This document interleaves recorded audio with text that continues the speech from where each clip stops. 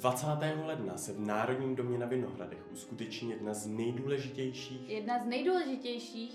nejdůležitějších událostí na Arcibiskupském gymnáziu. Vy máte šanci Máte nepsanou povinnost. být součástí této události. Možná máte pocit, že to není důležité, že vy sami nejste důležití.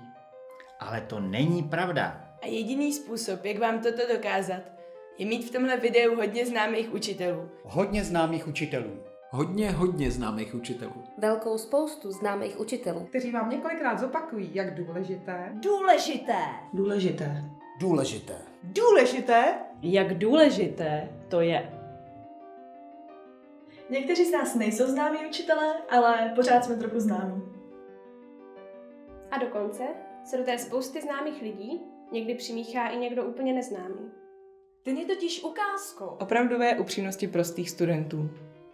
Opravdové upřímnosti prostých studentů. Nicméně, tolik důležitých lidí se sejde dohromady, jedině pokud je ten důvod. Ten důvod, na kterém záleží opravdu každému z nás. Zapáchající záchody. Předhouvání. Kravata pana Marcílka. Odpadlá hodina nebo... Největší společenská akce, kterou AG pořádá a která je zakončením 8 let, které jsme tady prožili. Zamyslete se nad tím. Opravdu chcete strávit tento pátek jen tak v hospodě?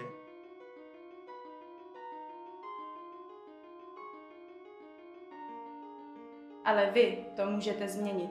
Vy můžete podpořit maturiťák. Pro naše studenty. Pro naše spolužáky. Pro naše třídy. Pro celé AGčko. Pro vás osobně. jen se musíme všichni zapojit. Úplně všichni. Rozhodně se nedá říct, že by na někom nezáleželo. Na vás záleží. Na tobě záleží. Tohle není jenom maturitní ples. To je bod zlomu. A pokud opravdu všichni přijdete, Filip Dobrovolný si oholí vousy dohola? Filip Dobrovolný si oholí vousy dohola.